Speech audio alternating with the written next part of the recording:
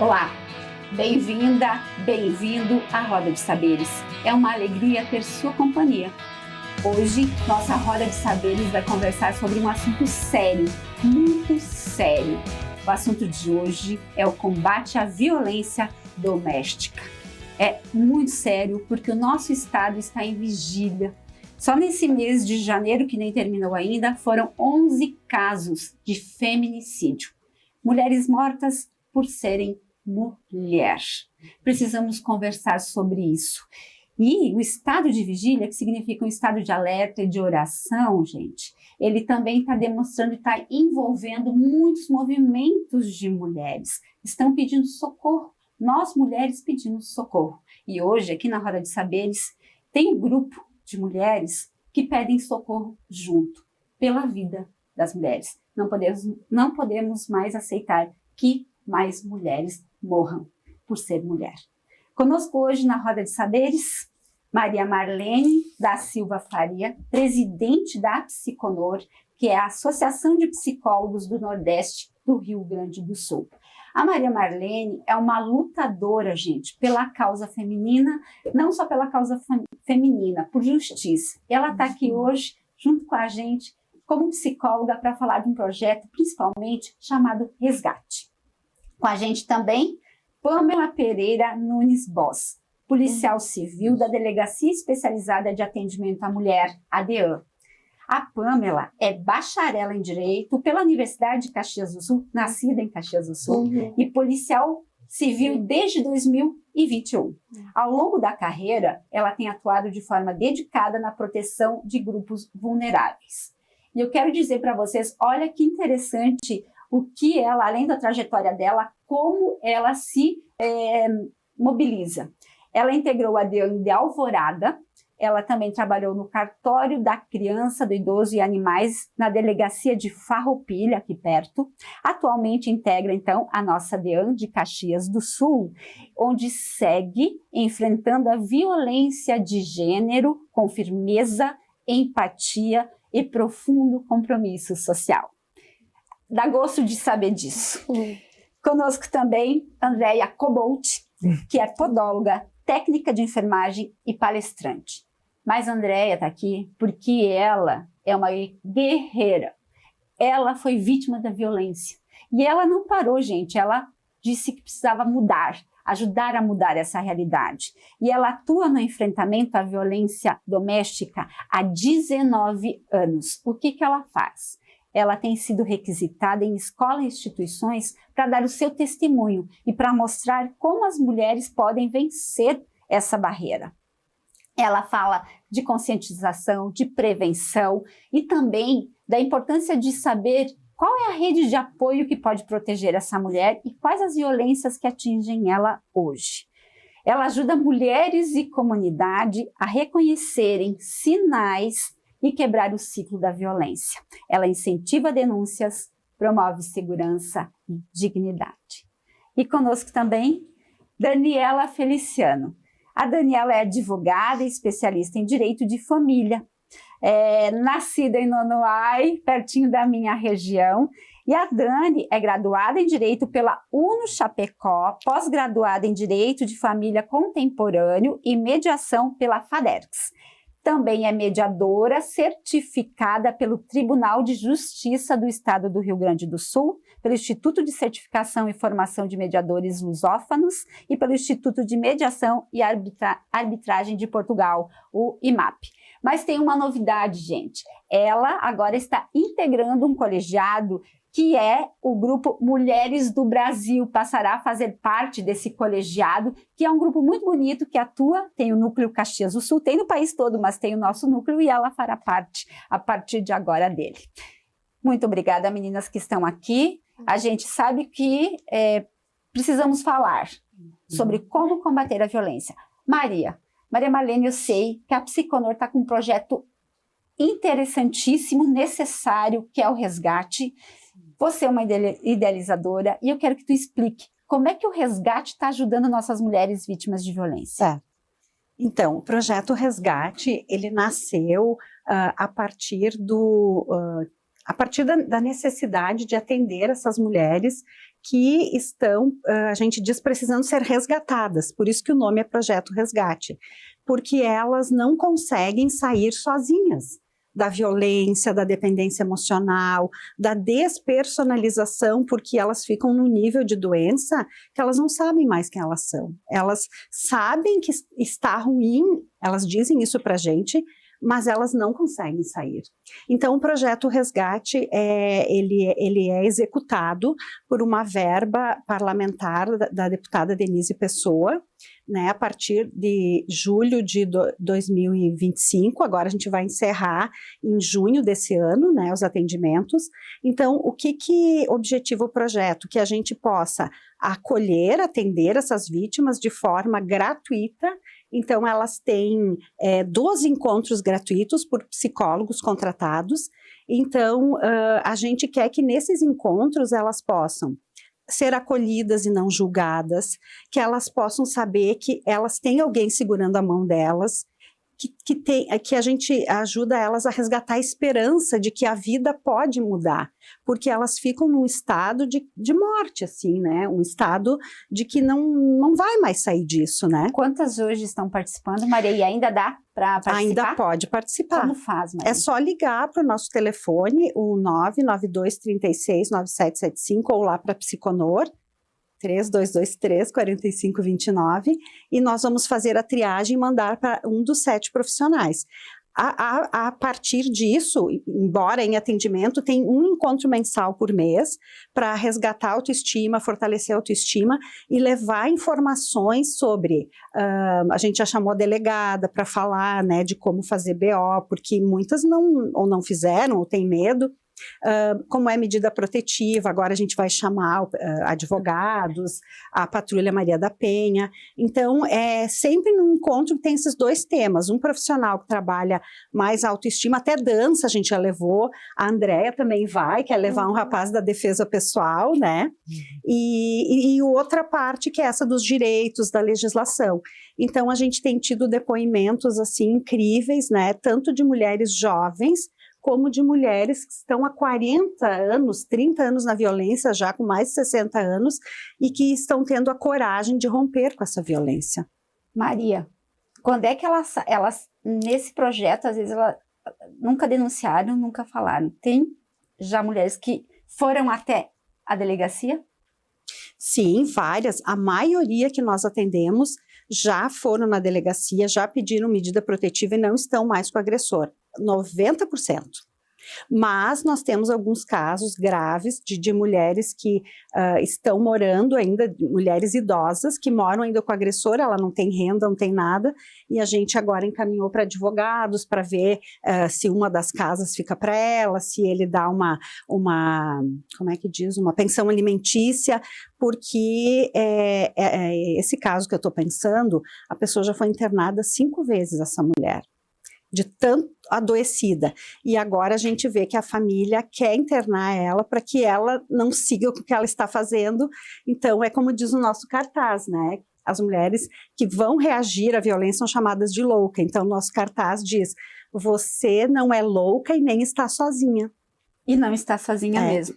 E Pamela, além da Psiconor do projeto, a gente tem a delegacia, uma delegacia especializada, mas muitas mulheres ainda não têm essa coragem de chegar lá. Exatamente.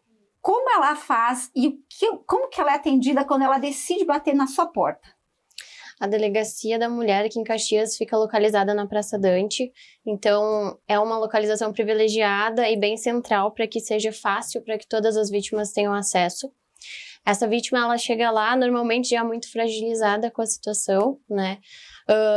E o que ajuda em ser uma delegacia especializada é que a gente só atende esse tipo de assunto, diferente do plantão, que são vários guichês atendendo várias pessoas ao mesmo tempo. Então já é um atendimento personalizado. Nesse atendimento, devido à fragilidade dela, a gente já tenta ter um acolhimento diferente, até para que ela se sinta à vontade de contar a sua história. A gente sabe que esse é um crime muito íntimo, então é muito difícil para a vítima expor a sua intimidade.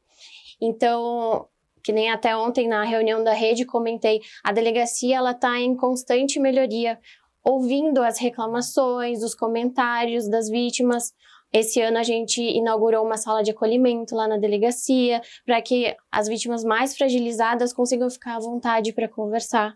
Porque, querendo ou não, a nossa delegacia ainda tem um trânsito de familiares, às vezes agressores, que são ouvidos também. Então, essa sala de acolhimento deu um outro ambiente.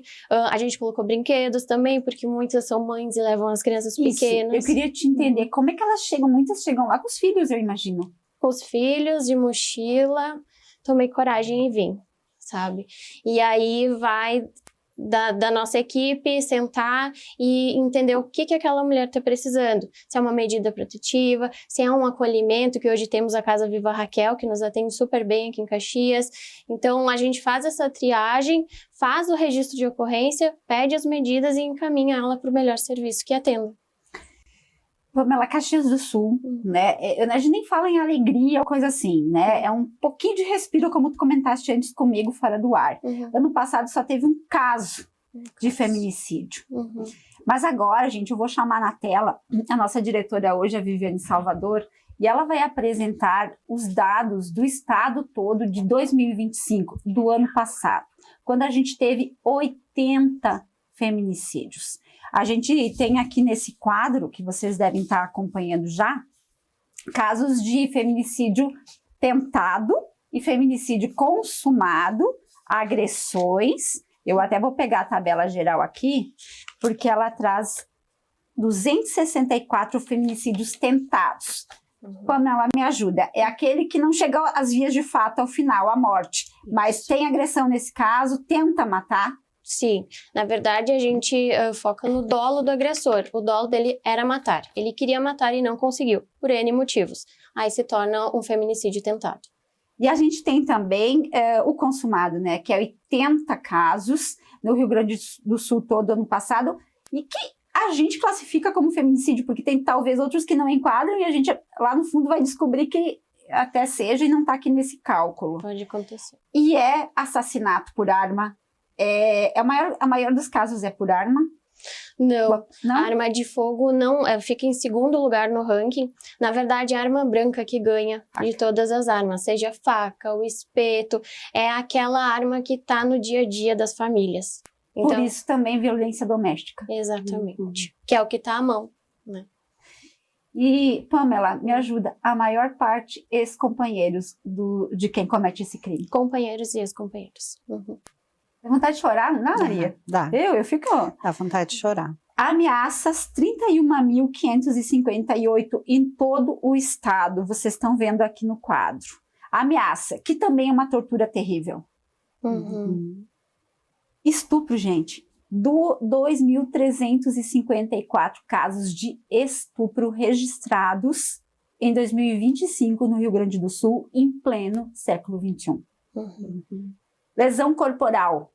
Os números só pioram. 18.455 casos de lesão corporal. Quer machucar, quer bater, queimar, né, Pamela? Também tem casos de queimadura. É muito cruel.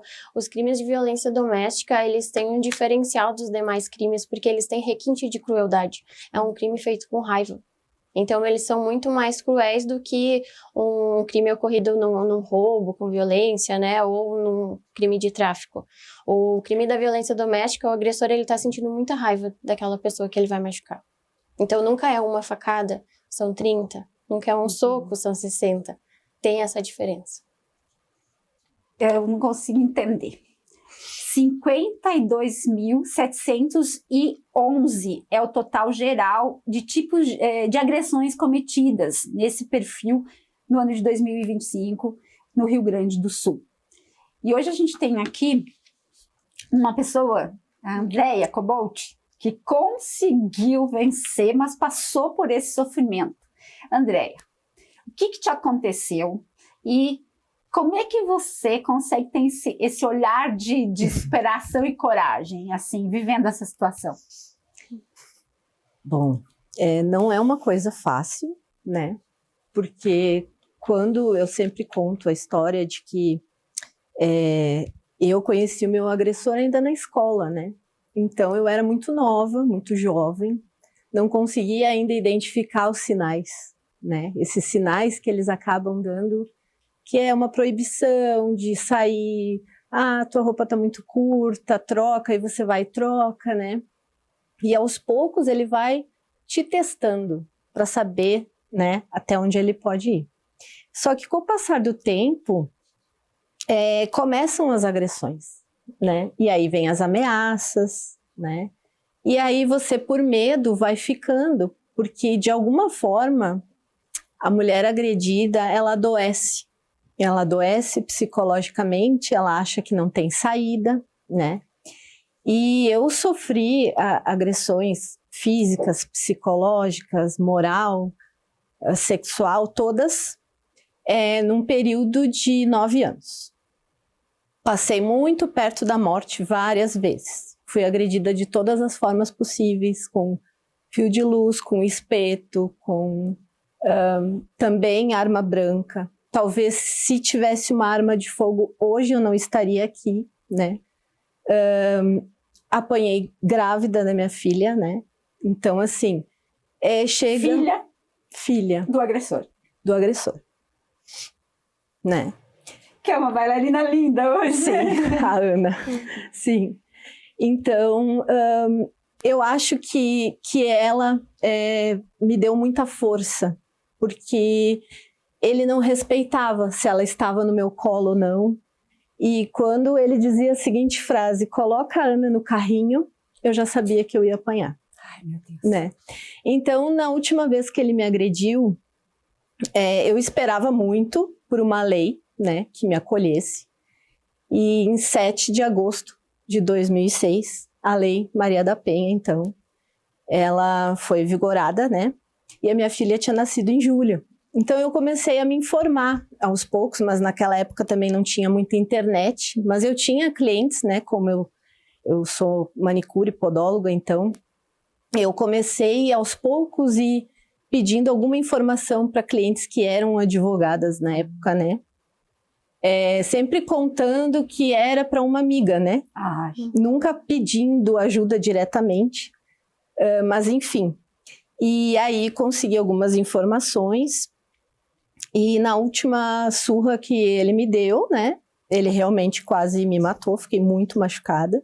Ele tentou me enforcar e aí foi um período bem complicado porque a minha filha começou a chorar, porque a gente sabe também que uma bebê, mesmo que sendo, né, novinha, lá no inconsciente fica coisas, né? E aí ela ouviu barulho, enfim. Tinha quantos tempo? A minha filha tinha 4 meses na época. Então, foi quando eu consegui me desvencilhar, né, dos chutes, das agressões, enfim. E eu disse para ele, olha, eu tenho que dar a mamadeira para Ana, enfim. E aí ele começou a me agredir mais, enfim, e não deixava eu, né, pegar ela, enfim. Quando eu consegui pegar, ele continuava ameaçando que eu ia sair dali sem a Ana. Então eu tive que respirar fundo, né, e fazer de conta que era mais uma surra. E aí de manhã cedo eu fugi com a Ana. Ela tinha 4 meses. Deixei ela em segurança com a minha mãe. E fui na delegacia da mulher, ali no Palácio da Polícia, e denunciei ele, no caso, né? E aí ela ficou em segurança, depois eu fiquei 3 meses escondida, né? Até ter as audiências, enfim, tive medida protetiva.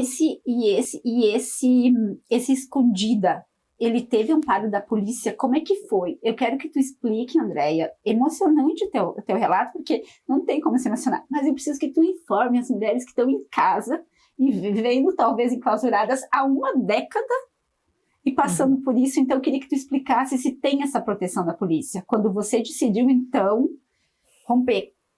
Sim. Existe, sim, essa proteção. É muito importante que a mulher, ela denuncie, né? Porque aí você vai... a polícia precisa saber que aquela mulher está sendo agredida de alguma forma. E o modo de saber é a denúncia, né? Então, você denunciando, você vai ter todo um amparo da lei, você vai ter a própria Casa Viva Raquel, né? Que ela acolhe. Tu utilizou desse serviço, André? Na época, eu não utilizei porque eu tinha um outro lugar para ir.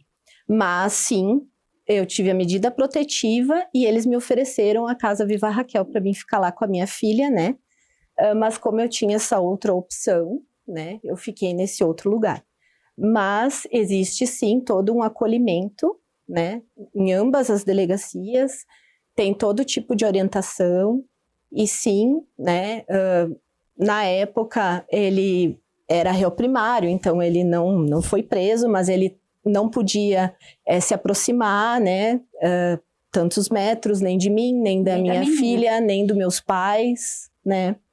Inclusive, na época, teve um tio dele e um primo que começaram a incomodar meus pais, já que ele não podia ir, aí eu fui denunciei os dois também, né? Então, existe sim uma rede de apoio muito grande, né? A gente tem apoio aí de Coordenadoria da Mulher, a própria patrulha, né? A Maria da Penha, né? Então, a mulher pode sim se encorajar e buscar ajuda, que vai ter todo um amparo. O que será que te fez, Andréia, demorar tanto tempo, né? É difícil de explicar também, eu acho que até para ti que vivenciou. Sim. É difícil porque a gente sempre fala assim, no primeiro tapa, algumas mulheres já falaram isso para mim. Mas eu no primeiro tapa eu teria me separado, eu teria já... Não é assim que funciona. Quando você está envolvida, né? Você pensa, ele estava nervoso, enfim. Só que no meu caso, a minha primeira agressão não foi só um tapa, né? Já foi ameaça de faca, ele me jogou por cima de uma fruteira de arame e espetou todos aqueles arames nas minhas costas. Já não foi uma agressão simples, né? Então, a partir daquilo, eu contei, porque a gente morava com os meus sogros na época, eu contei para os meus sogros, né? E o meu sogro disse, eu não quero que tu faça isso com ela. Aí a resposta dele foi, mas eu aprendi contigo. Então, o que acontece? Ele via, né? Ele cresceu no meio da violência. Ele via o pai bater na mãe, batia nele, batia na irmã. Então, assim, ele disse, eu aprendi contigo. Então, daquele dia em diante, ele disse para mim, tu contou para os meus pais. Então, o que vai acontecer contigo de agora em diante? Tu vai apanhar mais. E se tu tentar fugir, se tu tentar denunciar, eu te caço aonde for e te mato. E esse medo faz você ficar, né? E você não vê saída.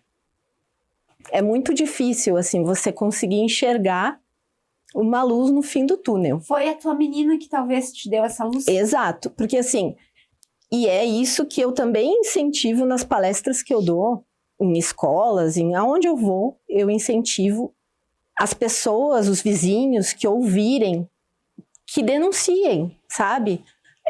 Não precisa nem se identificar, mas que denunciem. Porque eu esperei 9 anos alguém mandar um policial na minha porta, e eu sei que as pessoas ouviam porque eu pedia socorro. E nunca ninguém fez nada. Eu tive que fazer por mim mesma, e chegou uma época da minha vida que eu pensei, não, ou eu, ou ele. Eu tenho que arriscar. Vamos ver se ele vai me matar mesmo. Né? Então, por isso que tu diz a gente é clichê, né? Em briga de marido e mulher não se... Não, tem que mas meter. Ainda mais quando se Tem pede que meter ajuda. a colher, sim. Sim. E assim, eu sabia que mulheres ouviam, eu sabia que homens ouviam, sabe? E mesmo assim, nunca ninguém fez uma denúncia, nada. Eu podia ter morrido. E é isso que a gente tem que fazer. Né? E André, no teu caso, tu foi lá e teve esse acolhimento. E a gente teve também Dani, advogada de família. Essa realidade, imagino que, não sei se nessa situação, mas muitos casos chegam até vocês, divórcios também, em função dessas brigas, em função da agressividade. E eu também quero te perguntar uma situação, Dani. O último caso de feminicídio aqui no Rio Grande do Sul foi no norte do estado, em Novo Barreiro. E a mulher, Marley, se eu não me engano, ela foi 2 vezes pedir medida protetiva. A polícia vai, pede, mas é a justiça que tem que autorizar essa medida protetiva. Hoje a mulher está morta. Por que isso acontece no direito? Seria ótimo se nós tivéssemos uma resposta fácil para isso, né, Vânia? Mas não se tem. porque, inclusive pela Lei Maria da Penha, a palavra da vítima ela tem muita força, né? Ela é considerada como se mais do que qualquer outra coisa, porque falando em termos jurídicos hoje, tudo depende de prova, né? Por isso que na questão de violência doméstica, chega a ser um horror o que a gente fala, mas a violência física, ela deixa marca. Então, é fácil provar. A violência sexual também, mas agora a violência moral, a violência psicológica, que são as que começam primeiro e é difícil até de identificar, elas não deixam marcas, né? E aí precisa, como é que você prova isso? Hoje em dia, talvez fica um pouco mais fácil, porque é áudio, são mensagens que vêm, então é possível tomar alguma atitude para instrumentalizar essa vítima, que já tem que tirar uma coragem de um lugar que nem sabe que tem, para ir lá e fazer uma denúncia. Mas, pensando na parte jurídica, tem que ter, quanto mais elementos tiver, melhor, né? E aí a gente encontra um agravante que as pessoas não querem se envolver. É um horror, nós, enquanto sociedade, pensar desta forma, né? Então, quanto mais se consegue comprovar, ter elementos de que existe, melhor. Mas o correto seria apenas a palavra da vítima ser suficiente para isso. Então, não dá para entender o porquê que não é admitida e concedida medidas protetivas simplesmente com base na palavra da vítima que está sofrendo aquilo. E a medida protetiva, claro, a Pamela também já falou, mas como tu entende dessa área, ela assegura as distâncias, assegura... como é que ela se desdobra em detalhe? Um caso teu, assim, né? Tu tem um caso de uma mulher que foi vítima de violência, que tu ajudou, então, a fazer esses encaminhamentos. Ela é à distância, não pode ligar, não pode... Como é que ela... Que medidas tem, que são essas protetivas, e como é que elas se desdobram? De maneira geral, né, as que mais se conhecem, elas dizem respeito a, às vezes até tirar o agressor de casa, se ele não saiu, né? Mas para a proteção da mulher, é esse distanciamento mínimo, geralmente 200 metros, 300 metros, não pode chegar perto, e não só da vítima. É importante que tenha conhecimento de que também, né, dos filhos menores de idade, porque tem algumas frases que eu não gosto muito, que é no sentido assim, mas ele não foi um bom marido, mas ele é um ótimo pai. De que maneira, né? Como assim? Né? Bater na mãe dos filhos pode, mas dos filhos ele protege? Não faz sentido, né? Então, por isso que a lei vem para proteger também os dependentes, né, daquele casal, os familiares em geral, porque às vezes vem para o contexto familiar, cunhados, irmãos, sogro, sogra, né, tá todo mundo envolvido naquilo. Então também tem a proteção para os familiares. Se por acaso tem porte de arma, pode ser suspenso. Se tiver arma, inclusive tem que ter essa notícia por parte da delegacia no inquérito que vai depois se tornar um processo. Tem proteção para proibição de frequentar determinados lugares, então o local de trabalho ou algum outro lugar que seja também de convívio daquela vítima também, e isso vai... Socialização. Exatamente, então quanto mais informação se levar, dizer, olha, eu preciso transitar aqui, então vai ter negativas, né, proibição do agressor estar naqueles lugares. Casos é muito comum a pessoa estar saindo do trabalho e ser morta. Exatamente. A gente teve casos em Caxias no passado também. Uhum. E nesse caso, a polícia tem que estar atenta a isso. Depois a Pamela vai explicar, mas do ponto de vista tem que assegurar. Exatamente. Então, a lei prevê a existência de botão do pânico, inclusive, né? Já tive clientes nessa situação em Santa Catarina que teve todo o atendimento, né? O ex-marido foi tirado de dentro de casa para ela, finalmente, com os 2 filhos, poder dormir com as portas destrancadas. E o que seria o botão do pânico? É um aparelhinho que elas recebem para chamar a patrulha lá em Santa Catarina. Lá eles têm... Cada estado tem o seu jeito, né, também. Tá previsto na lei, e aí os estados vão se organizando para ter todo esse aparato, né? Assim como agora Caxias tem a sala de acolhimento, que até há pouco não tinha. Tudo vai dependendo, obviamente, de orçamento para isso, né? Mas se instrumentalizando, porque a lei prevê muita coisa, né? E algo, Vânia, que faz muito sentido, e não tem realmente como não se emocionar com o teu depoimento, né, Andréia? As mulheres precisam entender que a partir do momento que ela consegue ter essa coragem para ir até uma delegacia, fazer uma denúncia contra alguém que ainda tem um sentimento ambíguo ali, né? Ela tem aquele sentimento de saber que está sofrendo algo que não deveria, mas ainda tem provavelmente alguma mistura de afetuosidade ali, então é difícil tomar essas decisões. Em termos jurídicos, legais, e enquanto sociedade, ela tem que entender que a partir daquele momento é ela que está entrando num papel de poder. Ela passa a ser a mulher que tem força, a mulher que está dando um passo para finalmente começar a se reconstruir com o apoio de uma estrutura gigantesca. Eu tenho um caso de uma cliente minha que ainda está demorando para cair a ficha para ela, que é ela que tem o poder no processo, não é ele. E aí eu disse, fulana, olha só, você tem que entender aqui que você não está mais sendo vítima de nada. Aqui está todo mundo a teu favor. As peritas que te ouviram, as crianças estão protegidas, você não tem mais que ter medo. Tem que ter coragem. Tem que ter coragem. Gente, Roda de Saberes conversa sobre combate à violência doméstica e vocês acabaram de ouvir. Se tem alguma mulher acompanhando este programa neste momento, passando por isso, coragem. Vai lá, a delegacia tem todo esse suporte aqui, é hora sim de dizer não, ninguém merece viver todo dia apanhando. Roda de Saberes encerra esse primeiro bloco e volta daqui um pouquinho com mais bate-papo.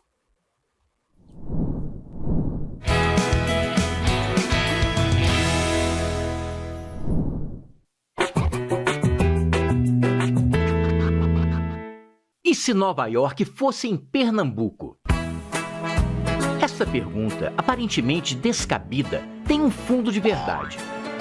Entre 1630 e 1654, o Nordeste brasileiro é ocupado pelos holandeses que passam a explorar a produção e o comércio do açúcar. Sob o comando de Maurício de Nassau, Recife se torna um moderno centro urbano com pontes, canais, saneamento e iluminação pública e se transforma na capital da Nova Holanda.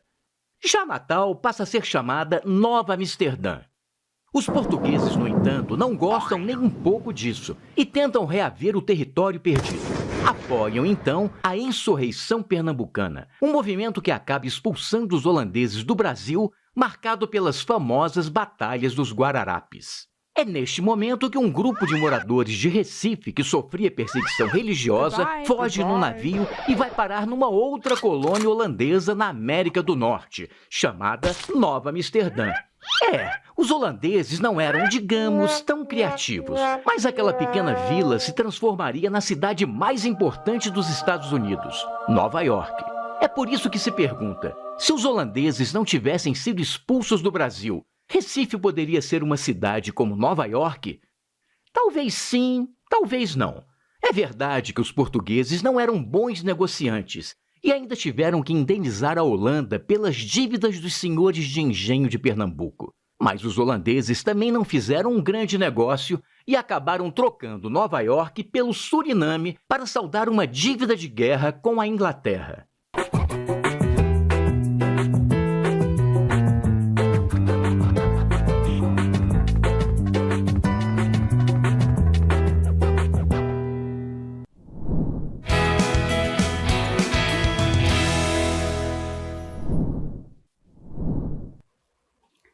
Roda de Saberes de volta, conversando sobre combate à violência doméstica. Precisamos combater. Se você acompanhou o primeiro bloco, a gente teve um testemunho de alguém que foi vítima de violência. A Andréia está aqui conosco. E ela teve coragem, denunciou e hoje tem uma retomada de sua vida. Vamos conversar mais agora com Maria Marlene, né, presidente da Psiconor, também conosco, Pamela Pereira Nunes Boss, policial civil da DEAN, Delegacia Especializada de Atendimento à Mulher, a própria Andréia, então, Andréia Cobolt, podóloga, técnica de enfermagem, palestrante hoje, que nos ensina muito, e ainda conosco, Daniela Feliciano, advogada, especialista em direito de família, integrante do Grupo Mulheres do Brasil. Maria Marlene, a gente viu um testemunho aqui que nos emocionou, mas também nos encorajou a falar mais. Sim. Mas eu queria que a Andréia já deu as pistas, a própria Dani comentou e a Pamela, mas tem um ciclo Tem. Como é que essa violência vai acontecendo e vai ludibriando as mulheres, Sim. evitando ficar. que elas tenham coragem de denunciar? Eu quero que você nos explique, e tu também, do ponto de vista psicológico, vivências de violência passadas realmente interferem e podem ser motivos de reprodução? Claro, claro. O que a gente percebe, pessoal, no nosso projeto, é que a maioria das vítimas tiveram uma mãe que suportou a violência. E o agressor teve um pai agressor. Isso é um percentual muito alto. Então, a gente percebe o quanto a violência é aprendida. A violência é aprendida e ela vai sendo reproduzida. E uma coisa que eu acho que essa semana nos mobilizou muito, que foi o caso daquela médica, a Brilhante lá, casada com o João Lima, que ela dizia, que ela falou uma coisa muito importante, né? A agressão não começa na agressão. A agressão começa lá quando ela ia para a academia e ele ficava controlando a hora que ela foi, a hora que ela saiu, se ela demorou. Então, nós precisamos, então, olhar para esses sinais. O ciúme não é amor. Quando a mulher romantiza o ciúme, ela perde de vista que esse ciúme já é controle e poder sobre ela. Porque não é normal todo esse controle, todo esse poder. Isso sufoca, isso é aprisionar. Só que aquilo que a médica falou essa semana, ela não percebia lá no namoro que isso era uma forma de agressão, uma forma de violência. E aí, 3, 4 dias já na lua de mel, começou a apanhar.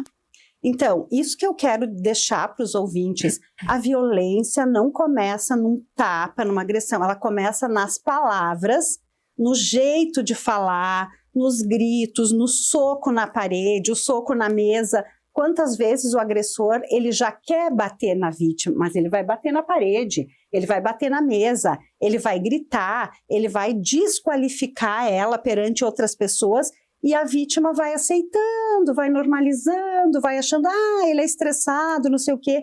Porque nós, mulheres... Porque no momento seguinte ele faz um lance de sedução. Porque agora eu vou falar do ciclo da violência. Então, hoje, ele tem todo esse estresse, né? Tem uma situação de estresse, falar do ciclo da violência.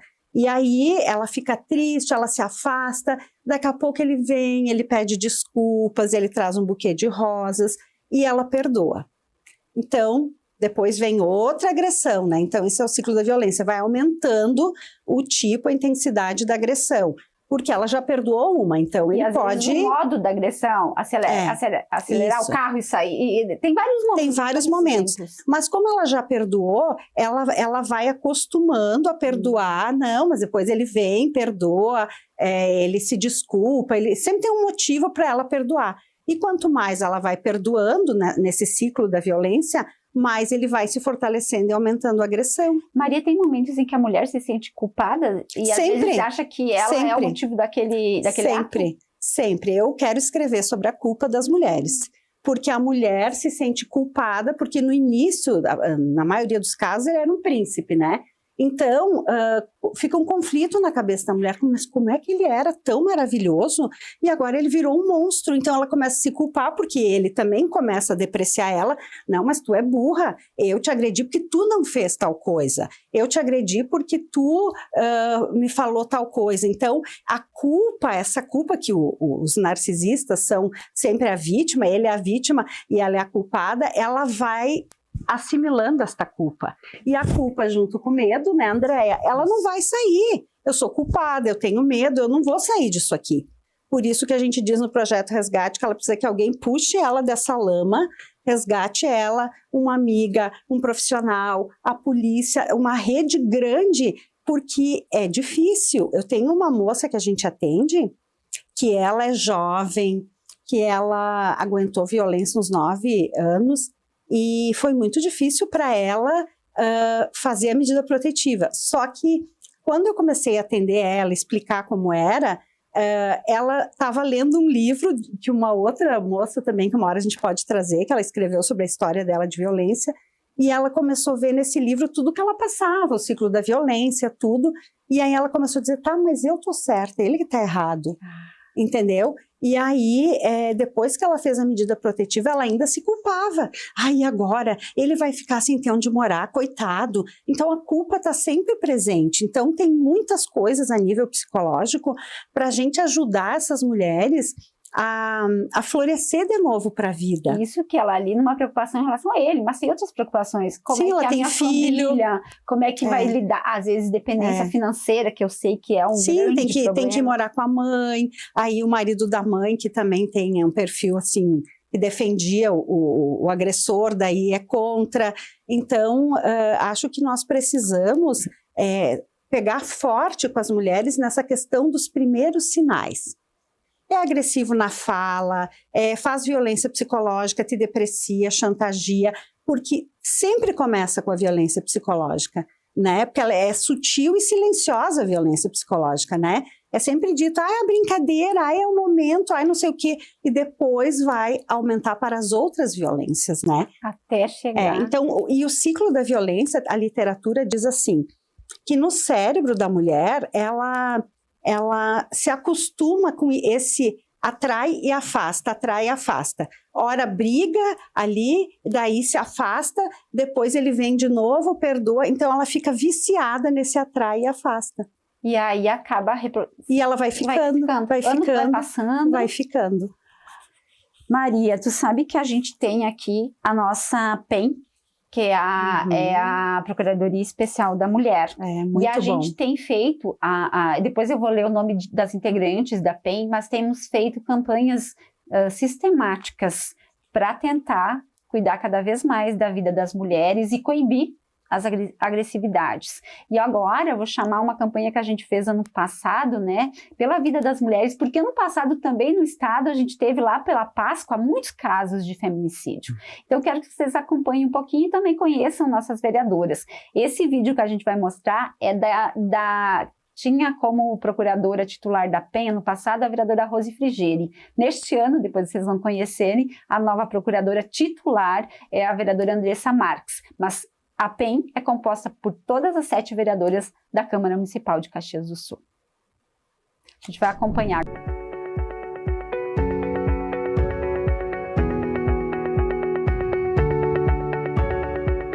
Parem! Parem! Parem de nos matar.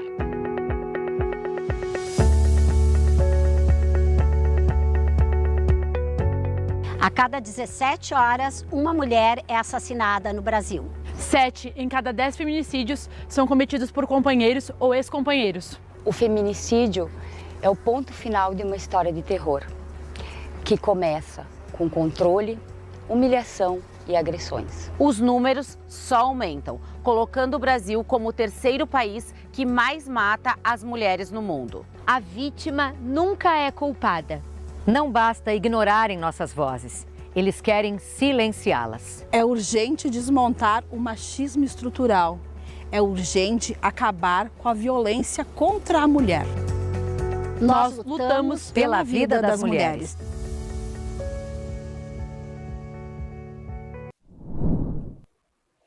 Nós aqui, hoje, na Roda de Saberes, também estamos lutando pela vida das mulheres.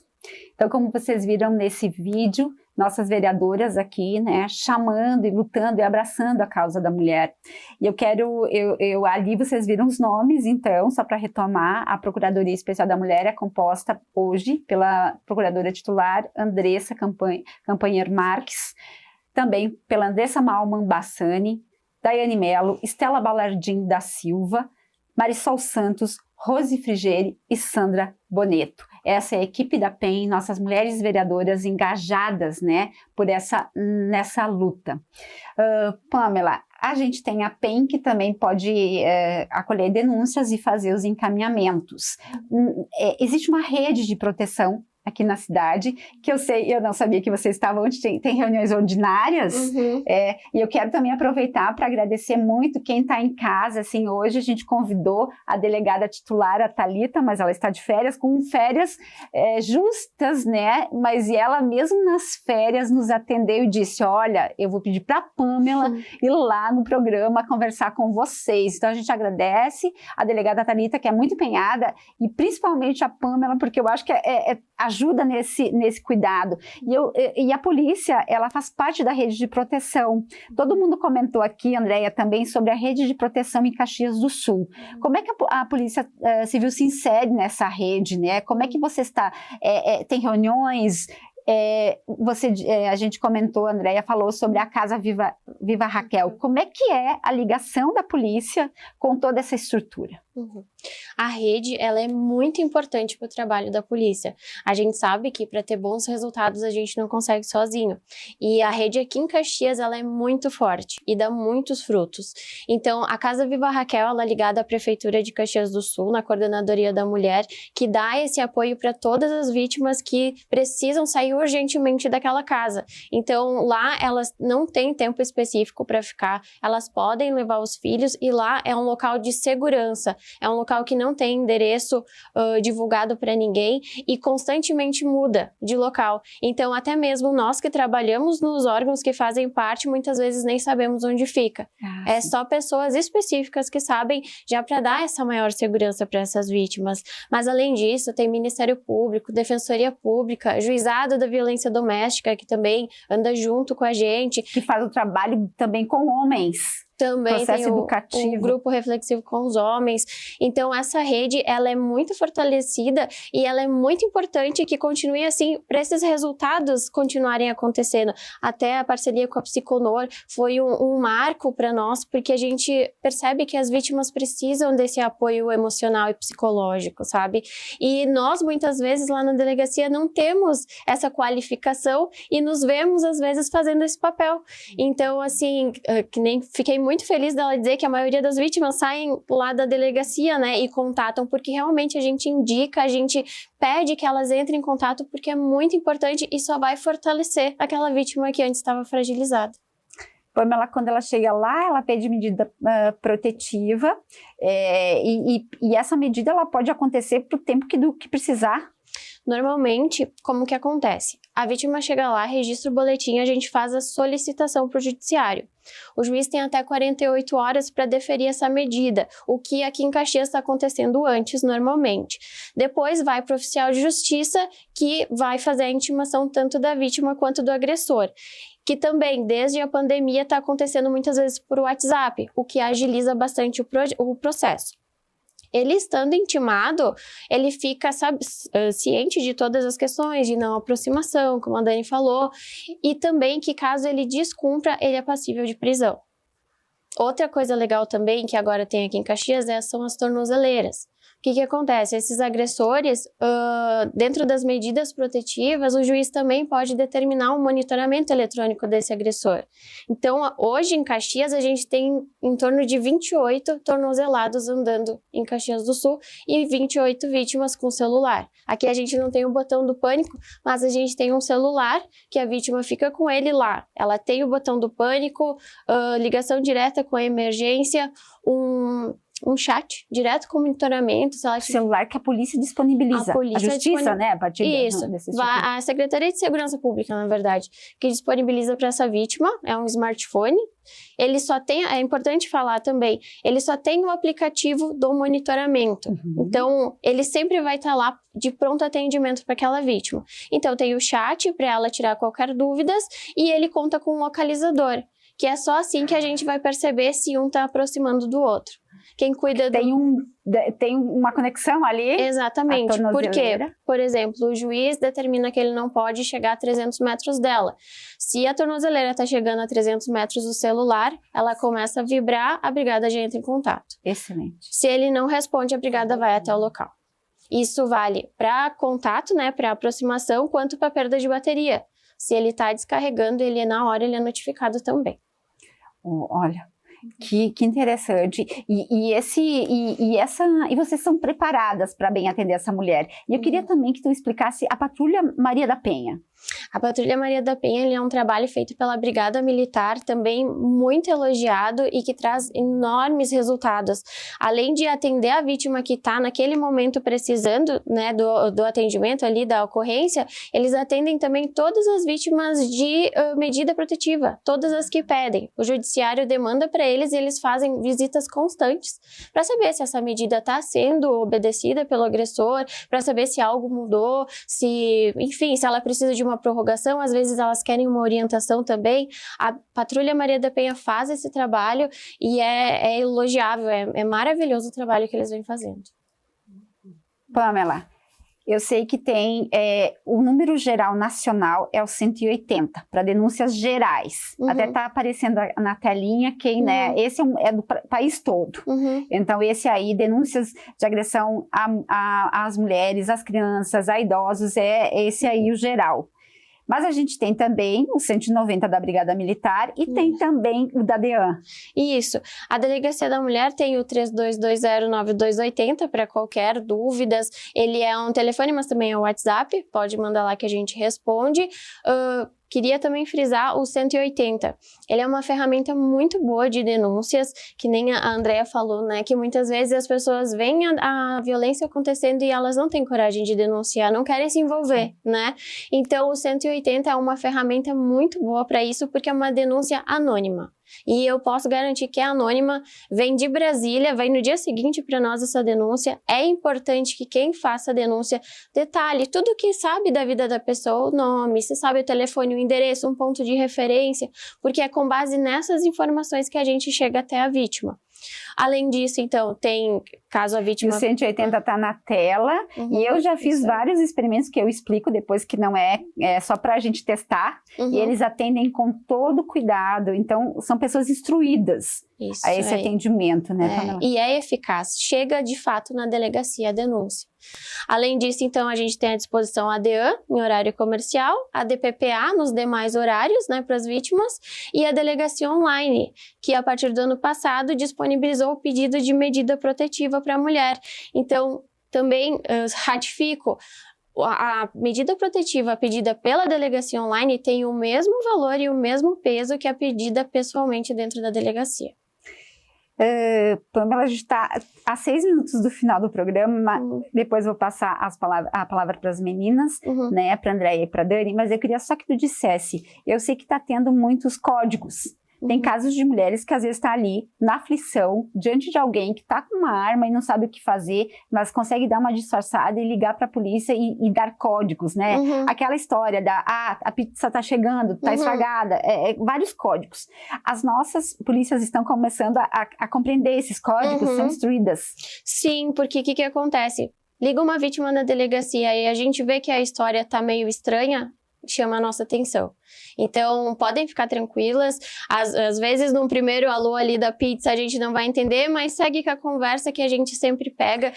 Esse lance da comida é uma boa deixa, assim, é só para mulher que está, de repente, na verdade, ali, os meios que ela tiver naquele momento, ela deve usar, independente de qual for, sabe? Porque, querendo ou não, como é o nosso meio, a gente já, às vezes, já liga a luzinha ali, tem alguma coisa errada aqui. Já saca, né? Teve um caso em Bento recente, pelo que outro dia eu estava lendo, assim, uma situação dessa. E embora o policial não estava dessa área, não era dessa área, mas ele sacou. Atenção. Oi, Andrea, tu foi direto na delegacia fazer a denúncia, né? Naquele, quantos anos? 20 anos. Vai fazer 20 anos disso. 20 anos. E hoje quem é a Andrea? A Andrea, aquela Andrea, eu sempre digo, aquela Andrea morreu, né? A partir da minha denúncia para agora, é outra pessoa, né?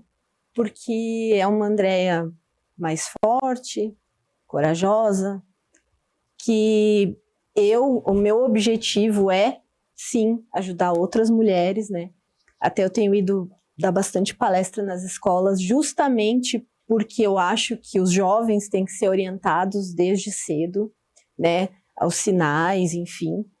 Então, é outra pessoa, né? Eu, depois dali de 2006, 2007, eu fui fazer luta, fui aprender o Muay Thai para aprender a me defender, sabe? Fui procurar outros meios e eu digo assim que é outra coisa, assim, na minha vida, me deu muita força e hoje eu sei que quem tem medo é ele de mim. Então... E Andréia, imagina só quantas mulheres, talvez as suas falas nas escolas, as tuas falas em escolas, instituições, né, não tenham mobilizado já sem tu saber. Sim. Um pouquinho que a gente sabe, depois que eu termino uma palestra, sempre vem os jovens contar alguma coisa, ou pedir ajuda. E aí, junto com a escola, eu levo esse problema, né, lá com a diretora, enfim, coordenadora, e aí eles acionam também conselho tutelar, e, enfim, toda essa rede de apoio, porque são jovens que estão vendo, né, agressões dentro de casa, a mãe apanhando, eles apanham também. Eu recebi um relato que achei bem forte, assim, a mãe já era separada, né, ela ficou com sequelas, porque o ex-marido batia nela, mesmo ela tendo crises de epilepsia no chão, então ela ficou com sequelas graves nas pernas, enfim. E as crianças cresceram nesse meio, né? E hoje é o irmão que bate na irmã e bate na mãe. Então... Viu isso numa dessas... Então aí eu fui acionar então a diretora da escola para conversar e ela veio chorando me pedir ajuda, sabe? Então eu acredito que na vida da gente, tudo que você passa, você tem dois caminhos, né? Ou você se entrega, entra numa depressão, ou você usa isso para ajudar outras pessoas. Então eu acho que nada é por acaso também, né? Então eu usei o que eu passei para ajudar outras pessoas. Tem alguma cicatriz no seu corpo? Tem várias. Várias. Tem nas costas, perna, enfim, né? Mas isso é uma coisa que eu sempre digo assim, eu também, de certa forma, quem sou eu para perdoar alguém? Mas eu não consigo ter raiva, eu não sinto nada assim, sabe? Porque eu penso assim, ele também, né, no caso, teve todo um histórico de violência, não justifica de forma alguma, mas de certa forma, assim, é como eu falei, a gente tem que ter coragem, denunciar. Eu sempre friso muito a denúncia em todo lugar que eu passo. É um sinal é a proteção. A proteção. E quantos divórcios chegam lá naquele teu escritório, Dani, com essa situação toda aí, hein? Muitos, em diversos graus diferentes, né? Os de filhos violências. sofrem? Sempre junto, sempre, né? Com a mãe tentando virar uma leoa para proteger de todas as formas, como tu mesmo trouxe o teu relato. E tentando achar forças para isso, né? Então, o que me compete é mostrar que o conhecimento vai trazer um pouco mais dessa coragem. Eu prestei muita atenção quando tu disse, Andréia, que tu começou a pedir informação para as tuas clientes sobre coisas, porque aí começa a cair ou diminuir, acho que é o termo um pouquinho mais adequado, do medo, né? A culpa vai permanecer por muito tempo ainda, né? Mas o medo vai dando lugar a um pouquinho por vez a uma coragem para tomar as atitudes que tem que tomar. Então, você ter conhecimento do que você não perde a guarda dos teus filhos, que você não vai perder direito nenhum sobre os teus bens e que você está protegida por todo um sistema, isso traz o fortalecimento necessário para dar os passos que têm que ser dados. E isso tu consegue com o conhecimento. É o que a gente tem que buscar. Dani, Mulheres do Brasil vem também para ajudar nessas explicações, nesses ensinamentos. Eu estou te perguntando porque tem, gente, muitos movimentos de mulheres. Tem Fórum das Mulheres, tem a União Brasileira de Mulheres, que tem núcleos em Caxias do Sul. Aqui tem a Mulheres do Brasil, que a Dani vai falar agora um pouquinho, e que daqui a um pouco a gente também vai saber de um outro evento que vai acontecer hoje. Mas eu queria saber, Mulheres do Brasil ajuda nesse suporte, porque tu falou em conhecimento. Conhecimento sobre essas informações, mas também processo educativo. A gente tem que ensinar nossos filhos a cuidarem bem dos outros.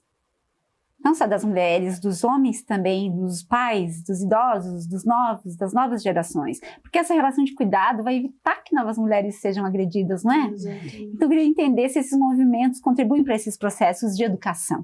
Com toda certeza, né? O núcleo de Caxias do Sul, do Mulheres do Brasil, que é não só nacional, como também existe fora, né? ele é dividido em comitês, né? Eu vou passar a integrar o colegiado, que é composto por 3 mulheres, mas nós somos um guarda-chuva que tem comitês.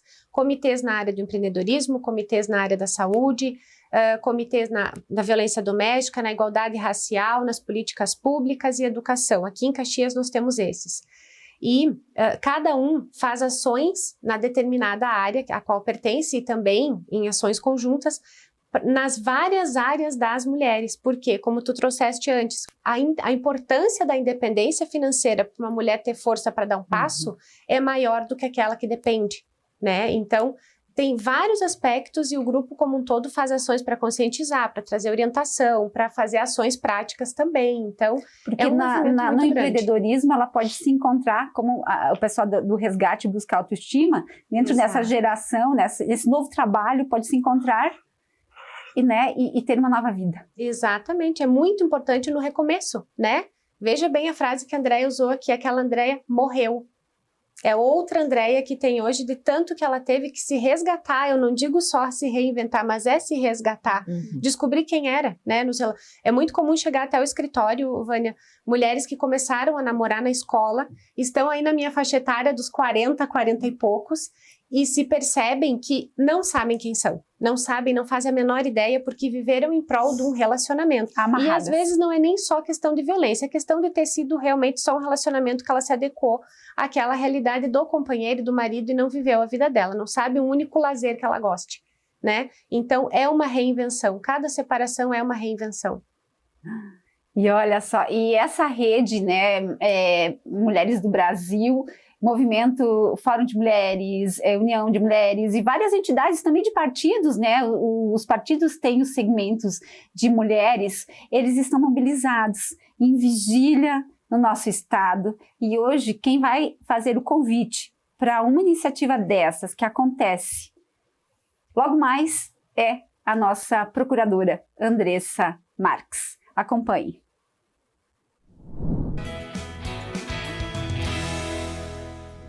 Eu queria aqui deixar o convite a toda a comunidade caxiense, homens e mulheres, a estarem se somando à vigília que vai acontecer hoje na Praça Dante, a partir das 6 horas, onde a gente vai poder estar levando os nossos cartazes, velas, todos os símbolos que a gente acredita ser importante para poder manifestar a nossa revolta pelo fato de nós estarmos perdendo tantas mulheres nesse mês de janeiro. São muitas mulheres mortas, simplesmente pelo fato de serem mulheres. Nós não podemos mais acreditar, aceitar que o feminicídio é algo normal, que é algo natural. Nós queremos todas nós vivas. Por isso, nós estamos convidando a toda a comunidade, o Movimento de Mulheres, o Fórum da Mulher Caxiense e a PEN se soma esse movimento, estará na praça e convidamos a todas as mulheres e os homens que possam somar com a gente para que a gente possa manifestar e buscar ações para que a gente possa estar seguras, vivas e fortes, né? E que a gente não perca mais nenhuma vida das mulheres no ano de 2026. Esse é o convite, né, para todas as mulheres e homens que se engajem, né, nessa luta. É uma vigília, vigília significa alerta, mas também oração. São duas palavras que se juntam por elas. E eu quero só lembrar, então, já falei, também é uma mobilização do Conselho Estadual de Mulheres, né, essas vigílias. E aqui em Caxias, uma das expoentes que está puxando é a Jocelide Queiroz, que é da União Brasileira de Mulheres, que faz parte do núcleo de Caxias do Sul também, dessa entidade. E tenho, no Anote Aí de hoje, mais uma dica. E essa dica tem relação, sim, saúde mental. Muitas mulheres vítimas de violência têm a saúde mental muito abalada e acabam, na verdade, tendo depressão, ansiedade, várias outras doenças. E a nossa Frente de Defesa da Saúde Mental, junto com Nós Juntas, que é um grupo ligado à FSG, ao Centro Universitário da Serra Gaúcha, são estudantes e professores, vão promover neste sábado, dia 31 de janeiro, né, o último dia do Janeiro Branco, uma conversa, um bate-papo, se chama Conversas que Abraçam. vai ser no Parque dos Macaquinhos, às 10 horas, tem ali o convite na tela, e todos estão convidados, a comunidade toda, famílias, pessoas, casais, não, amigos, colegas, todos convidados para ir ali no Parque dos Macaquinhos conversar sobre saúde mental. Leva seu pet, vai passear, toma um chimarrão, vai lá conversar com nossas vereadoras e toda essa equipe de profissionais e também de outras áreas, né? Fica aqui então o convite. Nossa roda de saberes está chegando ao final e eu quero muito agradecer a sua companhia. Quero também convidar a dar sugestões ligando para mim no telefone 3066-3979. A sua crítica, a sua sugestão, a sua dica é muito necessária para a gente fazer uma roda de saberes cada vez melhor. E claro, eu quero muito agradecer Maria Marlene, Pamela, Andréia, Dani, sucesso no colegiado. E assim, que a gente possa mesmo, esse tema tão sério, né? Juntas e mais quem está em casa, todos os movimentos, a gente possa diminuir o índice de agressão às nossas mulheres. Fica o seu compromisso também. Se souber de alguém, de alguma mulher sendo agredida, não perca tempo. Ligue 180, é anônimo e você está talvez garantindo uma vida. Continue conosco na programação da TV Câmara. Roda de Saberes encerra aqui, mas nossa TV está sempre voltada a ti. Obrigada, até a próxima Roda de Saberes.